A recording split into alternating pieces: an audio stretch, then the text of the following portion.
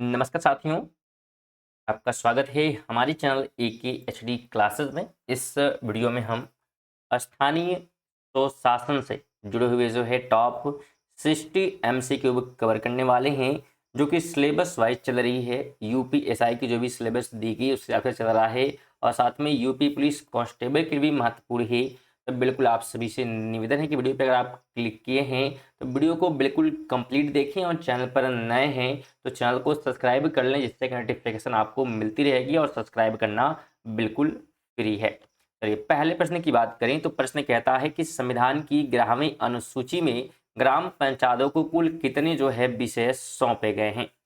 तो कुल ध्यान रखिएगा 29 विषय जो है सौंपे गए हैं। तो बी ऑप्शन इस प्रश्न का क्या हो जाएगा, तो बिल्कुल राइट हो जाएगा।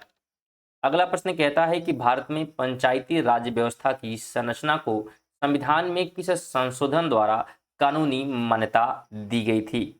तो वह जो है संशोधन था 73वां संशोधन, यानी कि ऑप्शन नंबर सी राइट हो जाएगा। फिर नंबर प्रश्न है कि शहरी स्थानीय निकायों को संविधान में कानूनी दर्जा किस संशोधन द्वारा मिला। शहरी की बात यहाँ पे की जा रही है, तो शहरी की अगर हम बात करेंगे तो 74वां हो जाएगा, यानी कि सी ऑप्शन यहाँ पे राइट होगा। आगे बात करेंगे तो निम्नलिखित में से कौन सी निकाय नगरीय क्षेत्र में सबसे छोटी इकाई है। तो सबसे जो छोटी इकाई होती है नगर पंचायत होती है। क्या होती है, नगर पंचायत। सी ऑप्शन राइट हो जाएगा। 5 नंबर है कि पंचायती राज व्यवस्था में ग्राम सभा का प्राथमिक कार्य है। तो ग्राम सभा का जो प्राथमिक कार्य है ग्राम स्तर पर विकास कार्य करना या निर्णय लेना, तो ये दोनों जो है कार्य हो जाएंगे। 6 नंबर है कि जिला योजना समिति यानी कि डिस्ट्रिक्ट प्लानिंग कमेटी का गठन किस संविधान संशोधन द्वारा अनिवार्य किया गया। तो यह जो है अनिवार्य किया गया है 73वें जो है संशोधन के द्वारा, यानी कि ऑप्शन नंबर ए राइट हो जाएगा।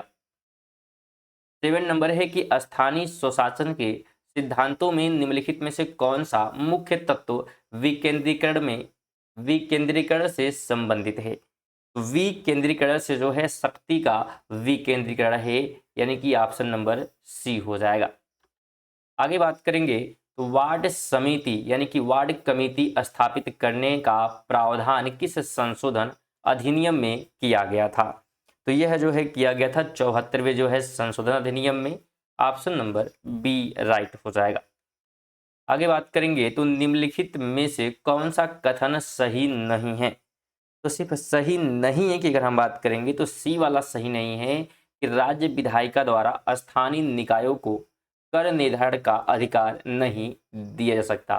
तो ये क्या है, गलत है। बाकी सब क्या है, बिल्कुल सही है कि नगर निकायों की अवधि जो है 5 वर्ष है और नगर निकायों में महिलाओं के लिए जो है 1/3 जो है आरक्षण अनिवार्य है और साथ में नगर निकायों में वार्ड समिति का गठन करना अनिवार्य हो सकता है। तो ये सब ठीक है सिवाय सी वाले के। तो यहाँ पे सी ऑप्शन राइट होगा क्योंकि हमसे गलत जो है यहाँ पे पूछा था। 3 नंबर है कि निम्नलिखित में से कौन सा निकाय नगरीय नियोजन एवं विकास में समन्वय करता है। तो ये जो है करता है कौन सा, तो महानगर नियोजन समिति, यानी कि ऑप्शन नंबर क्या होगा, तो बिल्कुल बी यहाँ पे राइट हो जाएगा कि मेट्रोपॉलिटन प्लानिंग कमेटी। 11 की बात करेंगे तो पंचायती राज व्यवस्था में त्रिस्तरीय प्रणाली का क्या अर्थ है। तो इसका जो अर्थ होता है 3 स्तर के जो है पंचायतें से हैं। बिल्कुल ऑप्शन नंबर क्या हो जाएगा, तो सी राइट हो जाएगा। ग्राम, ब्लॉक और डिस्ट्रिक्ट जो है इसमें शामिल होते हैं, तो ये भी ध्यान रखेंगे। आगे हम बात करते हैं तो जिला परिषद का अध्यक्ष कौन होता है। तो जिला परिषद का अध्यक्ष जो है निर्वाचित सदस्य होते हैं। ऑप्शन नंबर सी हो जाएगा। अगले प्रश्न की बात करेंगे तो कह रहा है कि नगर निगम का प्रमुख कौन होता है। तो नगर निगम की अगर हम प्रमुख की बात करेंगे तो महापौर यानी कि मेयर होता है। ऑप्शन नंबर ए राइट हो जाएगा। आगे बात करते हैं तो ग्राम सभा में कौन कौन शामिल होते हैं। तो ग्राम सभा में जो है ग्राम के जो है सभी जो है यहाँ पे मतदाता जो है शामिल होंगे, यानी कि सी ऑप्शन राइट हो जाएगा। आगे बात करते हैं तो राज्य वित्त आयोग यानी कि स्टेट फाइनेंस कमीशन कितने वर्षों में गठित किया जाता है। तो ये जो है गठित होता है हर 5 वर्ष में, यानी कि ऑप्शन नंबर सी राइट हो जाएगा। आगे बात करेंगे तो निम्नलिखित में से कौन सा स्थानीय निकाय ग्रामीण क्षेत्रों के लिए होता है? तो ऑप्शन के हिसाब से जो है पंचायत समिति हो जाएगा। क्या हो जाएगा? पंचायत समिति, तो सी ऑप्शन। आगे बात करते हैं तो 74वें संविधान संशोधन के तहत निम्नलिखित में से कौन से शहरी निकाय को मान्यता दी गई थी? तो इसमें जो है मान्यता दी गई थी नगर पंचायत को, यानी कि ऑप्शन नंबर सी राइट हो जाएगा। आगे बात करते हैं तो नगर निगम को अंग्रेजी में क्या कहा जाता है? तो नगर निगम की बात करेंगे तो इसे क्या कहते हैं? तो म्युनिसिपल कॉरपोरेशन कहते हैं। ऑप्शन नंबर सी राइट हो जाएगा। आगे बात करेंगे तो नगर निगम की अस्थाई जो है समिति में कौन होते हैं? तो अस्थाई समिति में जो है निर्वाचित पार्षद होंगे। ऑप्शन नंबर बी राइट हो जाएगा। 20 है कि निम्न में से कौन सा प्रावधान 74वें संविधान संशोधन का हिस्सा नहीं है? हिस्सा नहीं है की बात करेगा तो रक्षा सेवाओं का प्रबंधन, ये जो है होगा बिल्कुल डी ऑप्शन। इसमें अगर वीडियो जो है इन्फॉर्मेटिव लग रही है तो वीडियो को जो है लाइक और शेयर करते हुए चले, बिल्कुल फ्री होता है लाइक और शेयर करना। और चैनल पर नए हैं तो सब्सक्राइब भी कर सकते हैं। साथ में यहाँ पे अगर आप जो है करंट अफेयर पढ़ना चाहते हैं तो करंट अफेयर भी क्या है आप हमारे इसी चैनल के माध्यम से पढ़ सकते हैं। रेगुलर जो है सुबह 6 बजे करंट अफेयर की वीडियो आती है जिसमें 20 MCQ जो है करंट अफेयर कवर कराई जाती है। लगभग 10 मिनट के आसपास की वीडियो होती है, तो ज़रूर आप लोग देखा करें जिससे आपकी तैयारी जो है करंट अफेयर की भी क्या है साथ में होती रहेगी। चलिए आगे बढ़ते हैं और बात करते हैं अगले प्रश्न की। तो प्रश्न है कि ग्राम पंचायतों की कार्यकाल अवधि कितनी होती है? तो कार्यकाल अवधि जो है बिल्कुल 5 वर्ष की होगी, यानी कि ऑप्शन नंबर क्या होगा? तो सी ऑप्शन राइट हो जाएगा। आगे बात करते हैं तो नगर निकायों में महिलाओं को कितने प्रतिशत आरक्षण दिया गया है? तो महिलाओं को जो है 33% क्या होगा? बिल्कुल सी ऑप्शन। कुछ राज्यों में 50% तक भी है, कुछ राज्यों में ध्यान रखिएगा, मोस्टली 33% आपको ध्यान रखना है। आगे बात करेंगे तो कह रहा है निम्नलिखित में से कौन सा स्थानीय निकाय राज्य सरकार के अधीन कार्य करता है? तो राज्य सरकार के अधीन जो कार्य करता हो नगर निगम होता है। क्या होता है? नगर निगम। ऑप्शन ए हो जाएगा। आगे बात करते हैं तो पंचायती राज्य शब्द पहली बार किस समिति ने सुझाया था? तो यह जो है सुझाया गया था बलवंत राय मेहता समिति के द्वारा। ऑप्शन नंबर ए हो जाएगा। आगे बात करेंगे तो नगर निगम का कार्यकारी प्रमुख कौन होता है? तो कार्यकारी प्रमुख जो है नगर आयुक्त होगा। सी ऑप्शन हो जाएगा। अगले प्रश्न की बात करेंगे तो प्रश्न कहता है कि भारत में सबसे पहले पंचायती राज प्रणाली कब और कहां शुरू हुई थी? तो कब और कहां सबसे पहले जो है ये शुरू कहां पे की गई थी? तो बिल्कुल 1959 में राजस्थान के नागौर में जो है ये शुरू हुई थी। तो बी ऑप्शन राइट हो जाएगा।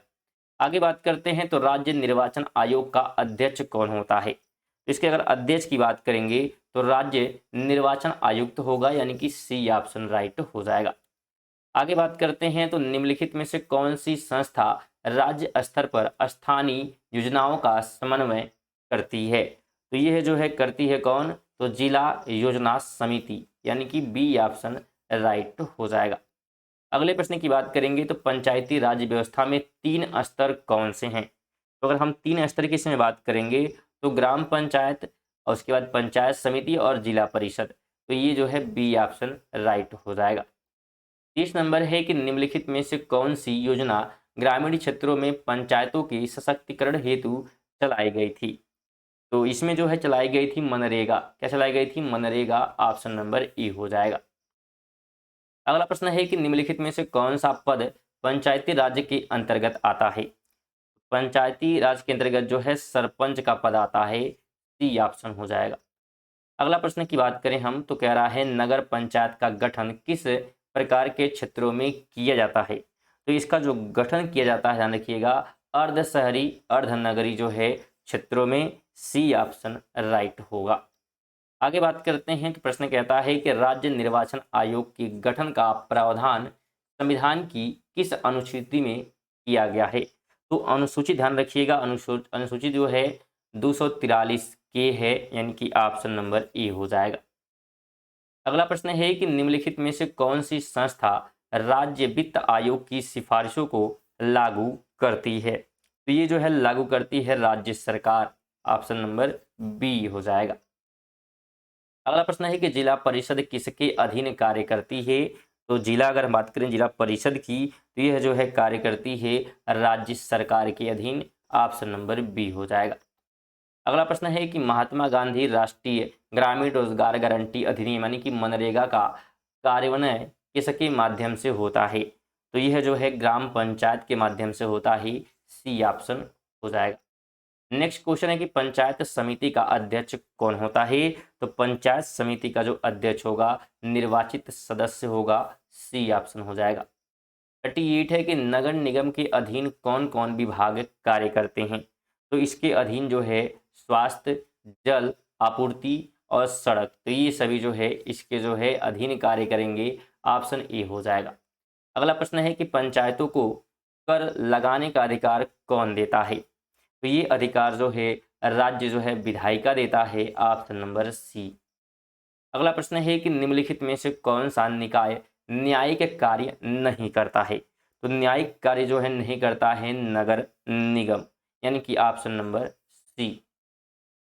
अगला प्रश्न है कि पंचायत समिति किस स्तर पर कार्य करती है? तो पंचायत समिति की बात करेंगे तो यह जो है खंड स्तर यानी कि ब्लॉक लेवल पर जो है कार्य करती है। बी ऑप्शन हो जाएगा। इसी अगर आप जो है ग्रुप डी की जो है तैयारी करना चाहते हैं तो बिल्कुल आप हमारे जो है चैनल के माध्यम से कर सकते हैं। पूरा सिलेबस जो है ग्रुप डी का कंप्लीट किया गया है। आप चैनल पर विजिट करके जाकर पूरा सिलेबस कवर कर सकते हैं। साथ में बहुत सारे जो है मॉक टेस्ट की वीडियो भी प्रोवाइड किए गए तो आप उनको पढ़ सकते हैं। और रेगुलर जो है रात 8 बजे जो है वीडियो भी आ रही है जो कि संभावित प्रश्न हो सकते हैं ग्रुप डी के लिए सभी जो है कवर कराए जा रहे हैं। इन सब को आप पढ़कर अपनी तैयारी बेहतरीन कर सकते हैं। रेगुलर वीडियो रात 8 बजे आ रही है तो इसलिए जो है चैनल को क्या करेंगे आप सब्सक्राइब कर लेंगे, जिससे कि क्या होगा आपको नोटिफिकेशन जो है क्या होगी टाइमली मिलती रहेगी और वीडियो को आप तुरंत देख पाएंगे। चलिए आगे बढ़ते हैं और बात करेंगे अगले प्रश्न की। तो संविधान में पंचायतों के बारे में विस्तृत प्रावधान किस भाग में है? विस्तृत जो प्रावधान होता है ये जो है भाग 9 में है, यानी कि ऑप्शन नंबर ए हो जाएगा। आगे बात करेंगे तो अगला प्रश्न कहता है कि नगर निगम का गठन किस जनसंख्या सीमा से ऊपर के नगरों में किया जाता है? औसतन बताना है। तो यह जो है किया जाता है 10 लाख। औसतन बात करेंगे तो 10 लाख। हालांकि राज्यों में जो है भिन्नता हो सकती है कई राज्यों में, लेकिन ये जो सेट किया गया है 10 लाख है बिल्कुल। आगे बात करेंगे तो प्रश्न हमारा कहता है कि ग्राम न्यायालय अधिनियम किस वर्ष लागू हुआ? तो यह जो है लागू हुआ था 2008 में। ऑप्शन नंबर सी हो जाएगा बिल्कुल। तो सी क्या करना आपको ध्यान रखना है। आगे बात करते हैं तो 73वें संविधान संशोधन अधिनियम के अनुसार ग्राम पंचायतों को कार्य सौंपे गए हैं। तो कितने जो है विषयों पर कार्य सौंपे गए हैं? तो कुल 29 विषयों पर। ऑप्शन नंबर सी हो जाएगा। आगे बात करेंगे तो आगे प्रश्न कहता है कि नगर निगम के बजट का अनुमोदन कौन करता है? इसका जो अनुमोदन है कौन करेगा? तो निर्वाचित पार्षद मंडल करेंगे। डी ऑप्शन हो जाएगा। आगे बात करते हैं तो नगर पालिका शब्द संविधान के किस अनुच्छेद में परिभाषित है? तो यह जो है परिभाषित है अनुच्छेद जो है 243 पी में। ऑप्शन नंबर ए राइट हो जाएगा, बिल्कुल ध्यान रखेंगे। अगले प्रश्न की बात करें तो शहरी स्थानीय निकायों को लेकर 74वां संशोधन संविधान में कब पारित हुआ था? तो यह जो है पारित हुआ था कब? तो 1992 में। ऑप्शन नंबर बी राइट हो जाएगा कि शहरी स्थानीय निकाय को लेकर 74वां जो संशोधन संविधान में कब पारित हुआ था? तो यह जो है 1992 में, बिल्कुल आप ध्यान रखेंगे। आगे हम बात करते हैं तो प्रश्न कहता है कि निम्नलिखित में से कौन सा कार्य नगर पालिका का नहीं होता है? तो नगर पालिका का कार्य नहीं है विदेशी नीति का निर्धारण करना। सी ऑप्शन हो जाएगा। अगले प्रश्न की बात करेंगे तो नगर पालिका के निर्वाचित सदस्यों का कार्यकाल होता ही तो कितने साल का? तो 5 वर्ष का। C option. आगे बात करेंगे तो निम्नलिखित में से कौन सी संस्था ग्राम स्तर पर न्यायिक कार्य करती है? उस संस्था का नाम हो जाएगा न्याय पंचायत। ऑप्शन नंबर बी हो जाएगा। इसी अगर आप जो है पीडीएफ प्राप्त करना चाहते हैं इन प्रश्नों का तो आप जो है टेलीग्राम को हमारे ज्वाइन कर सकते हैं। इसका जो लिंक है आपको नीचे डिस्क्रिप्शन में मिल जाएगा, वहाँ से जाकर आप ज्वाइन कर सकते हैं। बात करें अगर ज्वाइन करने की, ज्वाइन करना जो है बिल्कुल क्या है फ्री है, कोई पैसा लगता नहीं है। तो आप ज्वाइन करके जो है फ्री में क्या है PDF प्राप्त कर सकते हैं। चलिए आगे बढ़ते हैं। अगला प्रश्न है कि पंचायती राज व्यवस्था के अंतर्गत सबसे ऊंचा स्तर कौन सा है? तो सबसे जो ऊंचा होता है जिला परिषद होता है, सी ऑप्शन हो जाएगा। अगले प्रश्न की बात करेंगे तो नगर पालिका क्षेत्र में निम्नलिखित में से कौन सा जो है कार्य नहीं आता है? इसमें जो है कार्य नहीं आता है कृषि सुधार, ऑप्शन नंबर सी हो जाएगा। बाकी सफाई करना, जलापूर्ति और भवन निर्माण नियंत्रण, तो ये सभी जो है आ जाते हैं। आगे बात करेंगे तो शहरी क्षेत्रों में वार्ड किसके द्वारा नियंत्रित होते हैं? तो वार्ड जो बात करेंगे तो वार्ड पार्षद के द्वारा क्या होंगे? नियंत्रित होंगे, बी ऑप्शन हो जाएगा। अगला प्रश्न है कि नगर पालिका का प्रमुख कौन होता है? तो नगर पालिका का जो प्रमुख होगा अध्यक्ष या चेयरमैन होगा, सी ऑप्शन। आगे बात करें तो निम्नलिखित में से कौन सा कार्य राज्य वित्त आयोग का है? तो कौन सा कार्य इसमें से है? तो सी वाला हो जाएगा कि राज्य और पंचायतों के बीच वित्तीय जो है संसाधन का वितरण करना, सी ऑप्शन। आगे बात हम करें तो कह रहा है कि नगर निगम के अंतर्गत एक वार्ड की जनसंख्या कितनी होनी चाहिए औसतन? यह जो है औसतन जो है कितनी होनी चाहिए? तो बिल्कुल 10,000, या यह जो है हर प्रत्येक राज्य के लिए जो है अलग अलग हो सकता है, बदलाव इसमें हो सकते हैं, तो बी ऑप्शन। आगे हम बात करेंगे तो राज्य निर्वाचन आयोग का गठन कौन करता है? तो इसका जो गठन है राज्यपाल करता है, सी ऑप्शन हो जाएगा। आगे बात करेंगे तो ग्राम सभा को संविधान में किस अनुच्छेद के अंतर्गत मान्यता दी गई है? ये जो है मान्यता दी गई है अनुच्छेद जो है 243A के तहत, सी ऑप्शन हो जाएगा। आगे बात करेंगे तो प्रश्न कहता है कि निम्नलिखित में से कौन सी संस्था शहरी नियोजन यानी कि अर्बन प्लानिंग से संबंधित है?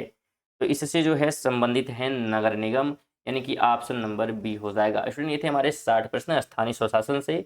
अगर कुछ प्रश्न छूट गए हैं तो उसे जो है प्रैक्टिस सेट जब लेके आएंगे तो इसमें जो है कवर हो जाएंगे।